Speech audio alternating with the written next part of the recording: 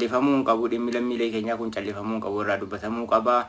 Qaama dhimmi ilaallatu bira ga'uu qaba. Addunyaan arguu qabdii rakkoo manni keenya keessa jiran kana addunyaanis arguu qabdii jechuun barbaada.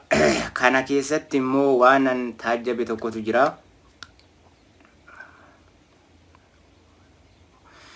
Waan an taajjabe tokkotu jira. Amma sirra deebi'ee waan ani isiniin jechuu barbaadu qaama dhimmi ilaallatu hundarratti karaa seeraatiif heeraan sirnaan dhiibbaa gochuun itti fufuu qaba. Amma lammiin keenya kun achi keessaa baanutti itti fufuu qaba.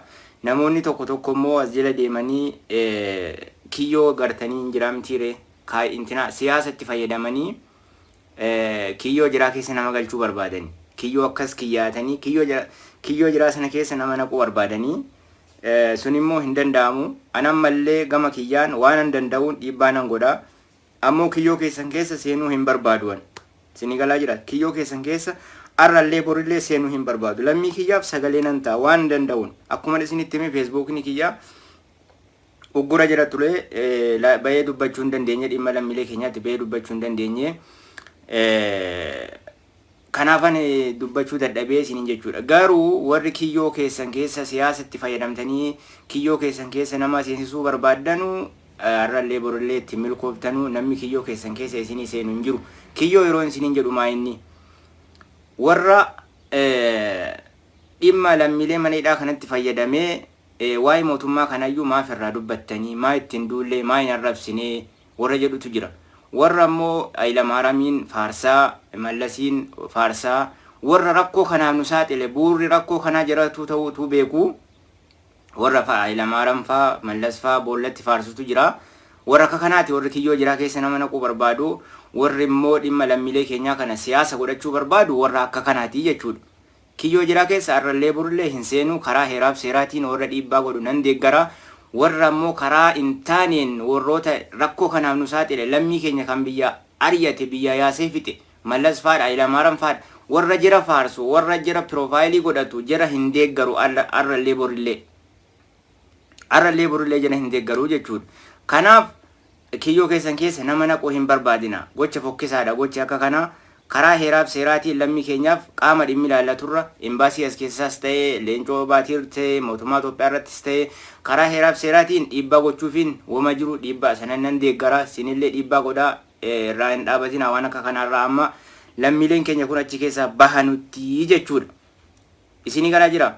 Inna warra karaa heeraaf seeraa hin taaneen alatti immoo Hayilamaaramiin faa faarsaa waan ajaa'ibaa argaa turre bara. Waan ajaa'ibaa gidduu kana faa waan warra rakkina sin fakkeenya warra amma waan akka kanaa godhaa jirtan kun akka siyaasaaf itti fayyadamaa jirtan beektu amma rakkoo lammiilee keenyaa kana siyaasaaf akka itti fayyadamaa jirtan beektanii isin tokkoffaa warra mootummoota durii warra rakkoo kanaaf nu saaxile warra akka dubartiin keenya biyya yaatee biyya namaa keessatti salphattu kan godhe warra faarsaa jirutu siyaasaaf itti fayyadamaa jirtanii jechuudha rakkoo lammiilee keenyaa kana.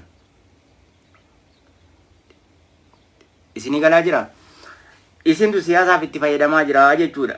Kanaafuu lubbuu namaatiin rakkoo namaatiin siyaasa fayyadamuun keessan waan fokkisaadha kun. Waan fokkisaadha osoo beektanii ilaaltanii waan fokkisaadha.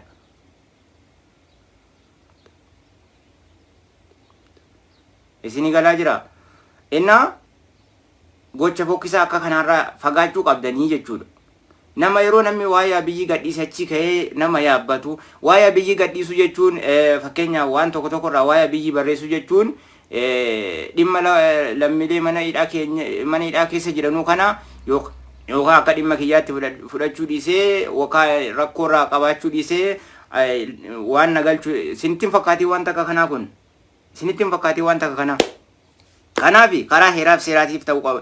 Karaa heeraa fi seeraatiin ta'uu qaba hundi isaayyuu. Namni isin jalaa dhaga'u hin jiru. Yoo karaa heeraaf seeraatiin hin taane namni isin jalaa dhaga'u hin jiru. Dhiibbaa isin gootan kun hawaanuma irratti hafa qilleensa irratti hafa malee namni isin jalaa dhaga'u hin jiru jechuudha.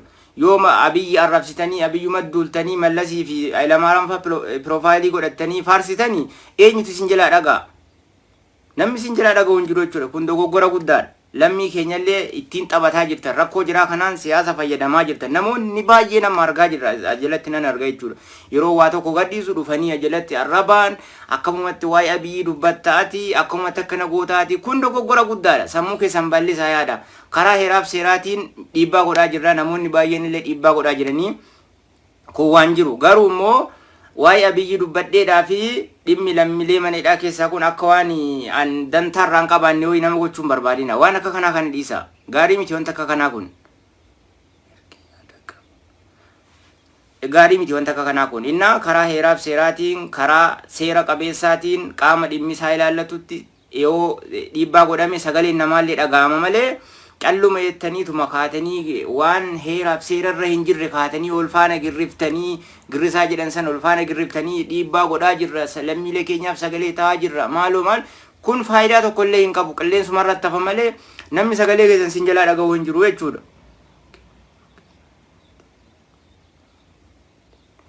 Namni sagalee keessan isin jalaa dhaga'uu hin jiru jechuudha. Isinii galaa jira. Karaa heeraaf seera qabuuni dhiibbaa godhaa. Leencoo baatii irratti eembaasoota as keessa hattoota warra as keessa taa'ellee rakkoo adda addaa uumaa jiru. Dhiibbaa akka lammiin kun hin galle rakkoo godhaa jirantu jiru. Jira akka sanarratti dhiibbaa godhaa malee mootummoota duraanii rakkoo kanaan nu saaxilan faarsaa akka mallas akka ilamaaran faarsaa Abiyyitti duuluun furmaata fiduu hin danda'u. Furmaata tokkollee fiduu hin danda'u. Waalaikum salaam wa rahmatullahi wa barakaatu. Furmaata tokkollee fiduu hin danda'u. Kan nu saaxile kan rakkoo kanaaf nu saaxile kan lammiin kun akka biyyaa bahu godhe mootummoota darbani mallasiif Hayilamaariyaam irra caalaan duraanillee namni deemaatu mootummaa jiru mallasiin dura nuti hin beennu yeroo sanallee namni osuma deemaa jiruyyuu dubartiin akka kana biyyaa yaatee biyya namaa keessatti rakkanne dhiirumatuyyuu deema malee dhiirumatti deemee sanuu baay'een hin jiru yeroo duraanii jechuudha. Dhiirumatu deemee hojjetatee waggaa tokko waggaa lama sanuu baay'ee miti hojjetatee deema malee akka mootummoota boodanaa kana mootummaa mallas Hayilamaariyaam akka kasanaa miti jechuudha. Inna kan ulaa jalaa banee dubartiif dhiira ol faana biyya namaatti gadhiisee rakkoo kanaan nu saaxile mootummaa darbanii jechuudha. Hayilamaariyaam mallas yaani mootummaan mallasii mootummaan Hayilamaariyaam tokkuma garaagarummaan qabanu jirumatu nu saaxile jira yeroo nurratti faarsaa Abiyyitti immoo duultanii maaf waa'ee Abiyyi irraa dubbattaa maaf waa'ee Abiyyi irraa barreessita yeroo jettanu xiqqoo sii qaanfadhaa xiqqoodhuma sii qaanfadhaan isiniin jedhe. Xiqqoo sii qaanfadhaa isinii galaa jira rakkoo kana kan uume Abiyyi miti tokkoffaa kan akka isin biyyaa yaatan godhe Abiyyi miti namuu jireenya isaa jijjiirrachuuf rakkoo garaagaraatiif biyyaa ba'a yeroo ba'u dhufee asitti rakkoon kun uumamee uummanni sababa koronaa adda addaatiin wal qabatee walirra siyaasni illee keessa galee uummanni akkuma mana hidhaatti akka hafu taasifamee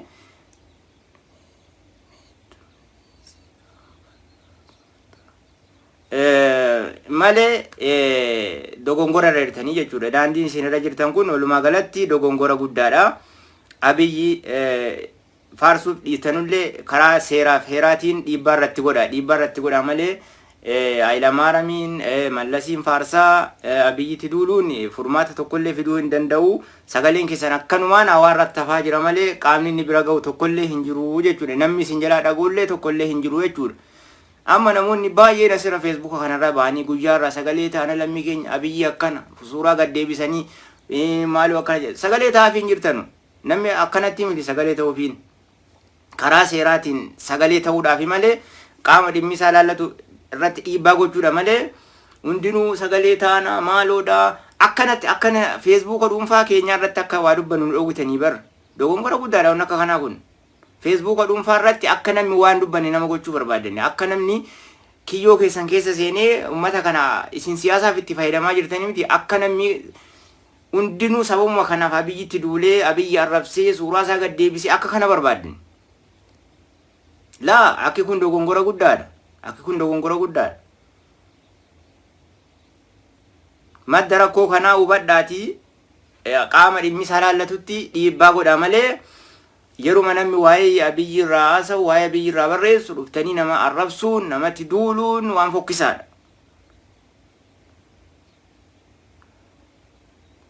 Inna tokkoffaa isin lammii kanaaf warri waan akka kanaa gootan kun lammiilee maleedhaatiif quuqamtaniitii miti.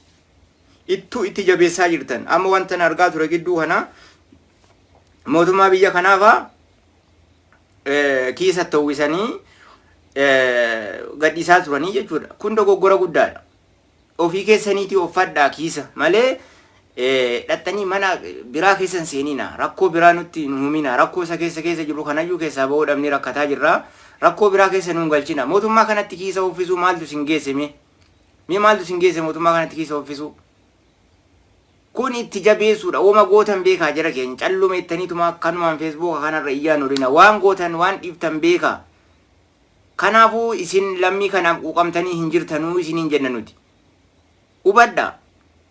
Namni rakkoo keessa jiru waan akkanaa kana hojjetu karaa ittiin rakkoo sana keessaa ba'uyyuu karaa seeraatiin iyyuu karaa heeraatiin karaa naamusa qabuun iyyuu dhiibbaa godha malee mootummaa sanatti faafeessaalee uwwisanii kana godhanii sana kuni lammii keenyatti jabeessu akka jirra achi keessaan baane gochuudha. Dhibbaan dhibbatti dhugaan jiru kana liqimsi dhugaan jiru kana siyaasaaf itti fayyadamuudha. Kun dogongora guddaadha wanta akka kanaa. Dhaabbadhaa irraa waan akka kanaa lammii keenya quuqamtaniitii miti isin calliftaniituma ajandaa uffattanii kiisa uffattanii ajandaa godhattanii jala fiigaa uffadhaa keessa rakkina hin qabu. Lammiin sun achi keessa yoo kan gargaaru ta'e akka lammiin kun achi keessa kan ba'u akka ba'u yoo kan godhu ta'e uffadhaa rakkina hin qabu. Kiisa uffachuun ana biratti rakkina hin qabu. Garuu mootummaa biyya kanaatti kiisa kaa'uun mootummaa kan kaanitti kiisa kooftanii akkana gagadhiisaa ooluun dogoggora guddaadha. Isintu itti jabeessaa jira lammii keenyatti isintu itti jabeessaa jira. Kana keessa fayyadamtanii tokkoffaa amma ila akka natti mul'atetti wanti isin deemaa jirtanuuf kuni akka natti mul'atetti sababa lammiilee kanaan qabattanii mootummaa kanarratti akkamitti uummanni nuuf duulaa akkam uummanni nuuf jibbaadha akka ilaalcha kiyyaatti akkasii amma isin durallee irra deebi'ee isinitti himen jira karaa heeraaf seeraaf naamusa qabuun dhiibbaa godhaa leencoo baatii irratti embaasii as keessaa irratti mootummaa Itoophiyaa irratti dhiibbaa godhaa isinii jedheen jira. Garuu warri amma kaataniituma ulfaana kunoo waa'ee dhuma Abiyyi irraa akkamitti dubbattanii yeroo kana keessa akkamitti waa'ee dhuma Abiyyi gadhiiftanii warri jettan isin warra siyaasaaf itti fayyadamaa jirtanii rakkoo lammiilee keenyaa kana warra siyaasaaf itti fayyadamaa jirtan sin dhibbaan dhibbatti kan jira akka kanatu natti mul'ate yan.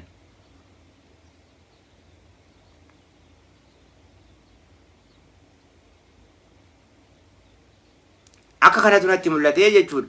Garuu qaanyiidha wanta akka kana rakkoo ummataa kana rakkoo lammiilee kana ummata achi keessatti dhumaa jiru jira ummata achi keessatti dhukkuba garaagaraatiif rakkachaa jiru jira dararamaa jiru jira rakkoo kana gama siyaasaatti geeffachuun keessan kun qaanyii guddaadha jechuudha. Fokkisaadha wanta akka kana dhugaa rabbii fokkisaadha.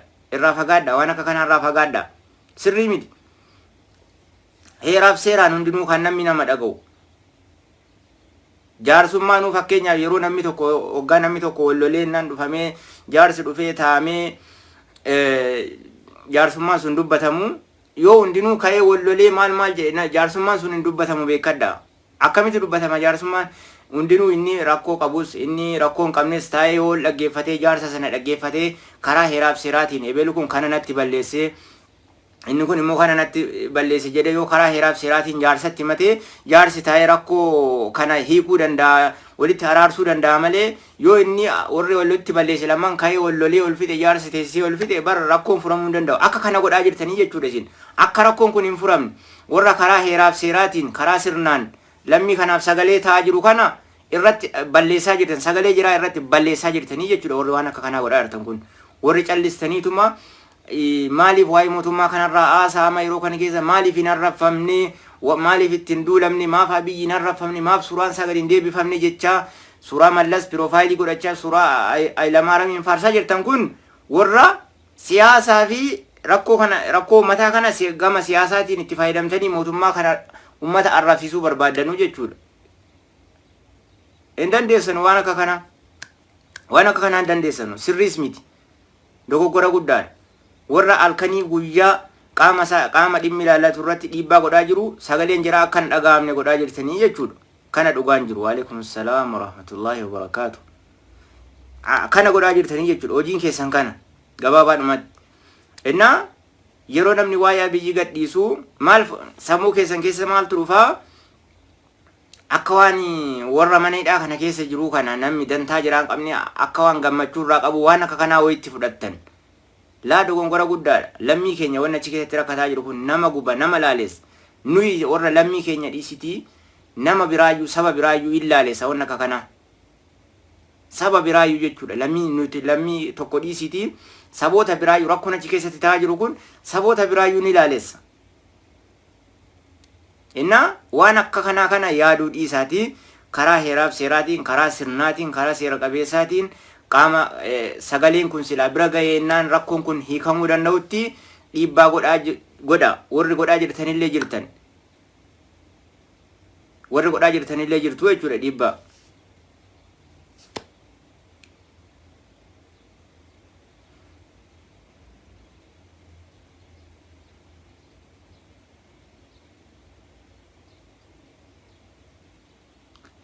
yaa sirri dhugaadha. Inna baay'ee tokko nama gaddisiisaa waan jirri keessa jiran baay'ee nama gaddisiisaa. Yaa'u waan dandeenyuun sagalee ni taanaa fi suuraa adda addaa gadhiisuus ta'ee qaama dhimmi ilaallatuttis erguus ta'ee waan dandeenyuun ni goonaaf amma jirrachi keessaa baanutti jechuudha. Waalaikum salaam wa rahmatullahi wa barakaatu. Amma jirrachi keessaa baanutti waan dandeenyuun ni goonaa fi Rabbiin illee achi keessaa baasu bakka jirtanutti illee du'aa godhaa fi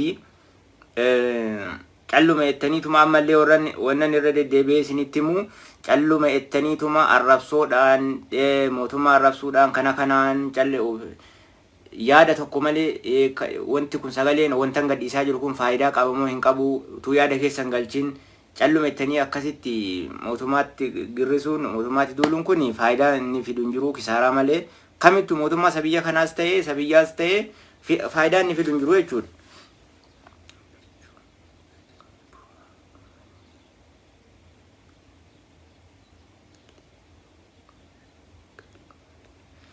Liiviin keenya irraa hin galu maaliif? An beeku feesbuukiin kiyya kunillee uggura jala jira ture. Ugguramee ture. Harumaan itti deebi'anu. Erga laayivii irraa ugguramee ture jira. Laayivii seenuu hin danda'u. Poostii garaagaraa waan adda addaa gadhiisuu nan danda'a. Laayivii seenuu hin danda'u. Kanumaaf ta'uu danda'a.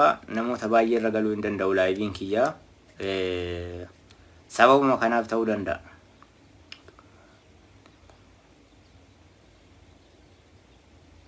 Sababuma kanaaf ta'uu danda'a.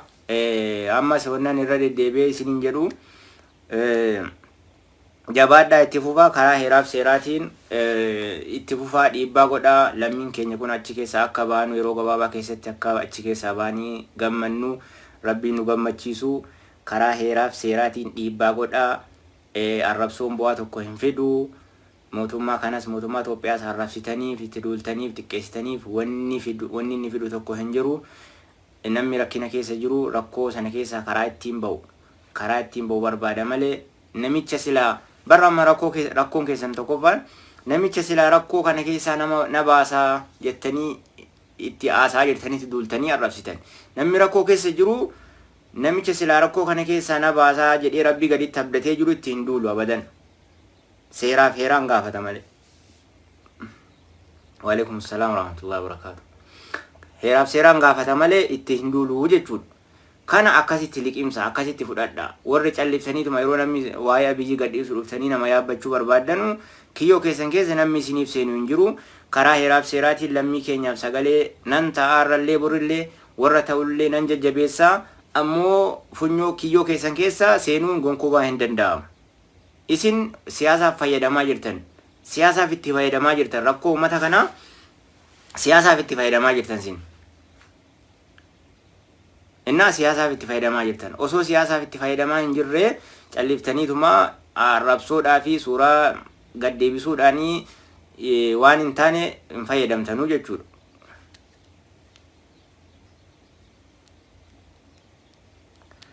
Innaa kanuma isin jechuu barbaada. Waalaikum salaam wa rahmatullahi wa barakaatuh. Uzaifa. Baga nagaan dhufte akkuma mata duree irratti isinii barreessee rakkoo lammiilee keenyaarraa sagalee ta'eefii hin jira amma danda'e borillee iftaanillee sagalee nan ta'a fi amma jarrachi keessaa baanutti irraa nan dubbadha. Jararraan dubbadha jedhee immoo abiyyiin arrabsuu abiyyitti hin duulu suuraa abiyyi gaddee hin deebisu mallasiin hin faarsu ayilamaalabiin hin faarsu. Kana akkasitti hubadha. Karaa heeraaf seeraaf naamusa qabuun nan ta'aaf sagalee waan hin danda'uun. Isatu dhaga'ama sagalee akkasiitu dhaga'ama malee sagaleen arrabsootii fi sagaleen mootummoota arrabsaniiti duulan namni isin jalaa dhaga'u hin jiru. Sagalee sana namni dhaga'u hin jiru. Kana hubadha akkasitti hubadha kan.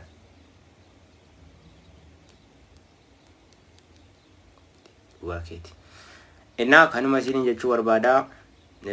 Walitti deebinee jirra karaa laayivii kanaa walitti deebinee jirra. Feesbuukni kiyya uggura jala ture akkuma isinitti himee ture. Adurallee isinitti himeen jira. Uggura jalan ture amma walitti deebinee jirra. Bakka silaa dhiibbaan lammiilee keenya kanaaf barbaachisutti dhiibbaa ni goona. Dubbachuudhaanis ta'ee barreeffamaanis ta'ee waan adda addaatiinis ta'ee dhiibbaa ni goona. Amma jalachi keessaa baanutti waan dandeenyuun dhiibbaa ni goona. Isinillee warri dhiibbaa godhaa jirtan itti jabaadhaa amma xumuraatti godhaatii akka lammiin kun achi keessaa bahanii gammannu taasisa. Rabbiin nu haa gammachiisu. Isiniin jechuun barbaadaa irra turuun barbaadu kanuma yeroo biraa walitti deebinaa. Warri yaada qabna jettan nama tokko tokko barreessaa turtanii amma jiraattanii keessan hin beeku. Kanuma jechuun barbaadaa. Yoo isinitti tole sagalee kiyya share godhaatii, yoo isinitti hin tolle dhiisaa. Nagaatti.